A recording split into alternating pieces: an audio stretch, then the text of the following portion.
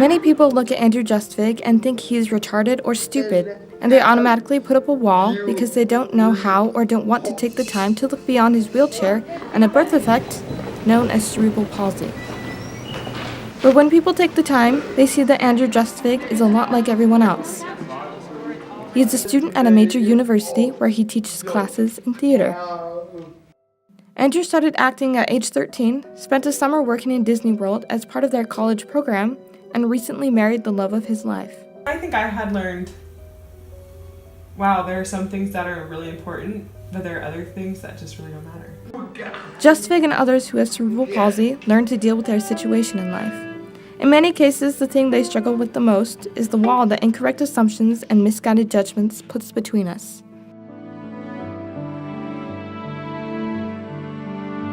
I'm Jessica Parcell. I'm a journalist and I have cerebral palsy.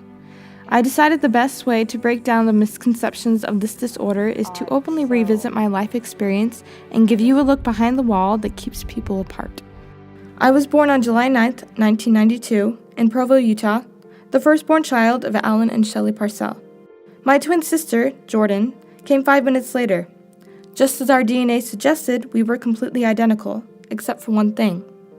During the birthing process, my fist was smashed into the side of my head, causing significant brain hemorrhaging, leading to my diagnosis of cerebral palsy.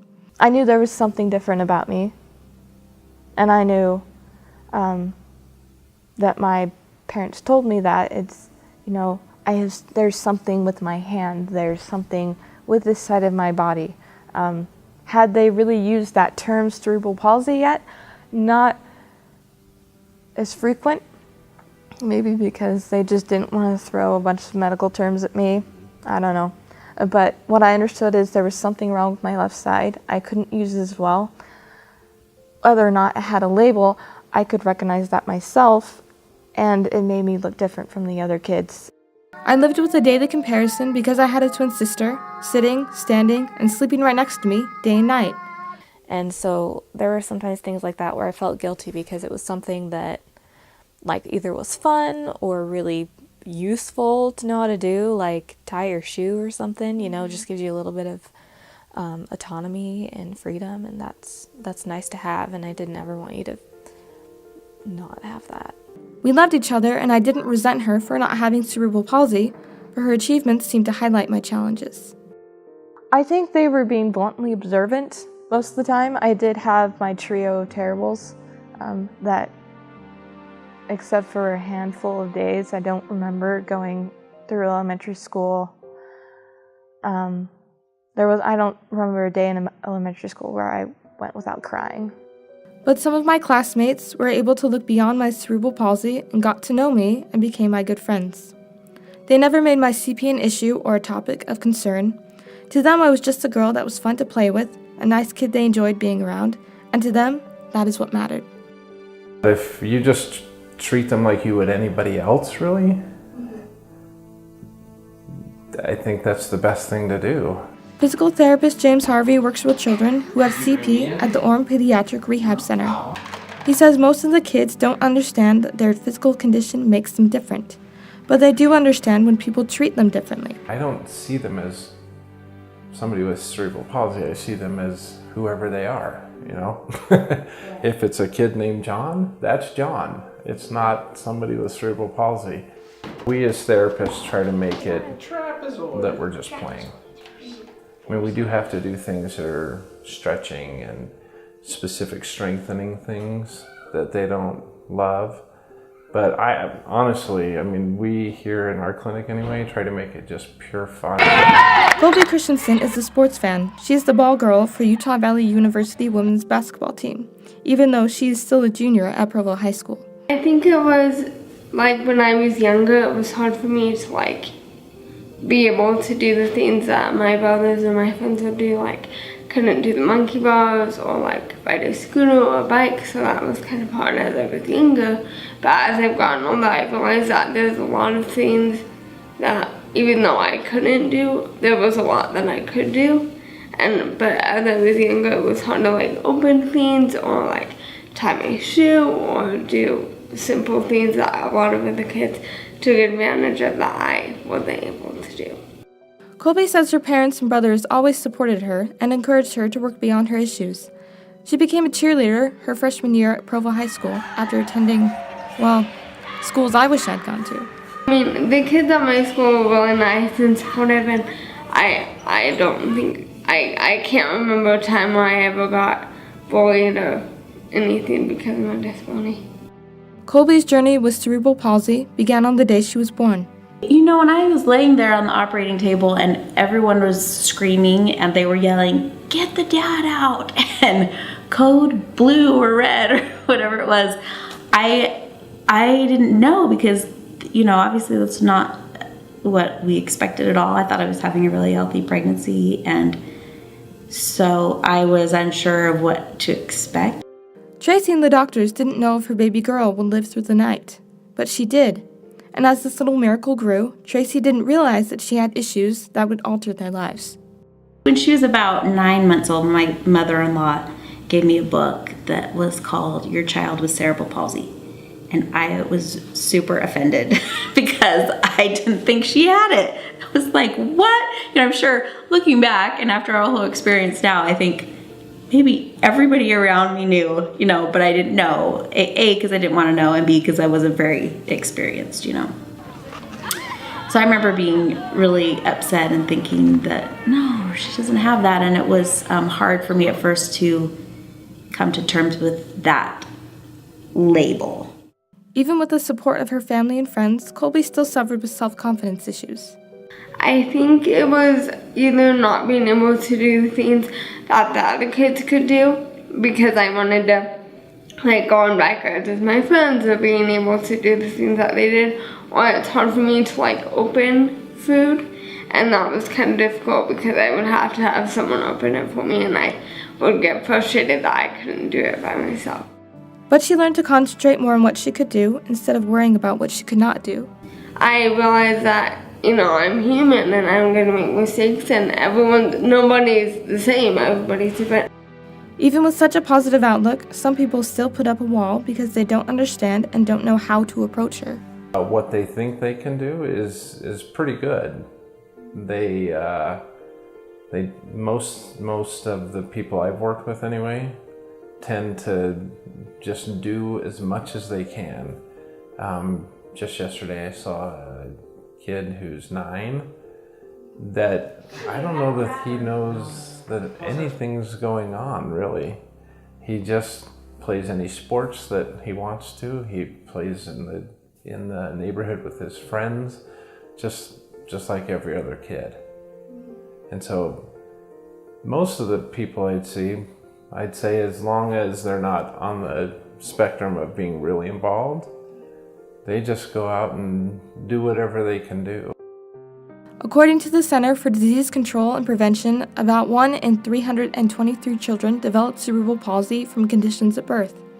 30 to 50% will suffer from some level of intellectual impairment, but most walk independently, get good grades in school, and fall in love. With the help of the cast of Mary Poppins, Andrew Justvig popped the question with music and song. Carrie Ostler said yes, and this video of the proposal went viral on YouTube, getting more than 15,000 views. I had seen Andrew around campus a couple times in his wheelchair, but that was the extent of what I knew about him. And then I worked at a grocery store, little convenience store just by campus, and he came in one day and I thought, oh, today's the day I'm going to meet this guy. After a few conversations at the grocery store, Andrew invited her to watch a play he was in. She liked what she saw and added him on Facebook. But I remember I was like so intrigued, and I'm a special education teaching major, so I was like, am I just like curious about like what his disability is? Am I interested in getting to know him or dating him? And I remember that day I like called my mom, I like called my best friends. I was like, I met this guy, and anyway, I just don't know what to think. And Dates to the library, walks up Rock Canyon, and musical performances. Andrew could see that he was working his way into Carrie's heart. Or at least he thought he was. Week into the she came to me and Andrew